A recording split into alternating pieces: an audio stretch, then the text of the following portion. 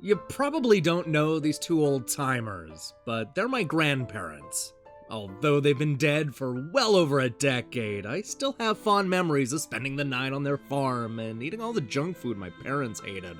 But even more than the candy and fresh-grown veggies, I remember how much they hated crows.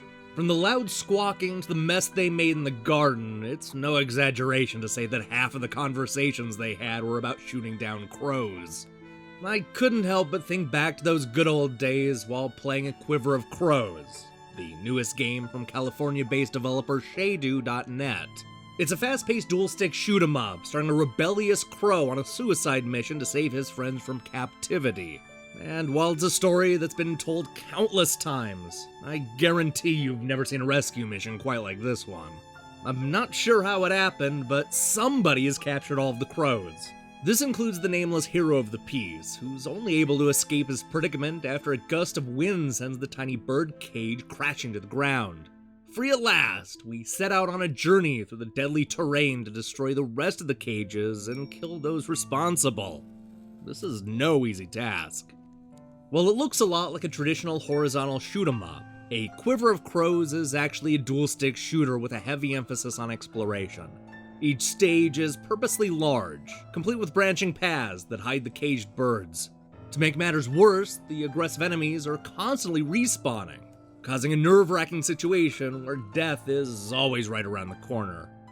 I'm not entirely sure how he does it, but the crow at the center of the game is somehow able to shoot bullets out of his beak.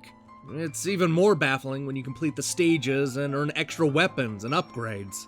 And don't even get me started on the special attacks, which include everything from lobbing homing feathers to detonating a bomb that kills everybody in the area. Again, I have no idea how he pulls any of this off, but I'm glad he's not completely defenseless. It's probably worth mentioning that this is an incredibly difficult game. Not that I find anything wrong with that, as I tend to like this type of punishing shooter. However, there are a few design decisions that create a lot of heartache and frustration. For one thing, I wish the enemies would disappear when they die. For whatever reason, A Quiver of Crows sees the lifeless corpse fall to the ground, occasionally getting in the way of the action. I'm also not a big fan of the way the weapons become less powerful whenever the crow takes damage. This tends to happen when you're already battling dozens of aggressive birds, so making the hero less powerful only makes the game feel more punishing. This is the kind of shooter where your fortune can change without much warning, and the way the weapons are handled made some of the levels needlessly aggravating. While the challenge may turn some gamers off, I had a good time trying to crack each stage. It may be a simple premise we've seen countless times before, but there's something to the level designs and the fast-paced action that kept me glued to the screen. A Quiver of Crows gets a lot of the fundamentals right and manages to stand out thanks to its unique premise. I'm not sure that would have been enough to win over my grandparents, but this is one of the few times in my life where I found myself rooting for a crow. Hey, thanks for watching our review.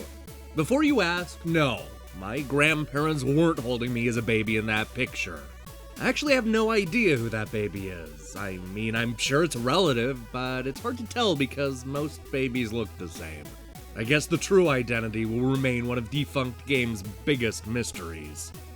Anyway, we have a lot of games to talk about in the coming days, including Mark McMorris' Infinite Air, League of Evil, and Blossom Tales: The Sleeping King.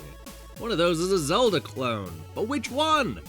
Find out when you click the subscribe button and support what we're doing here. Until then.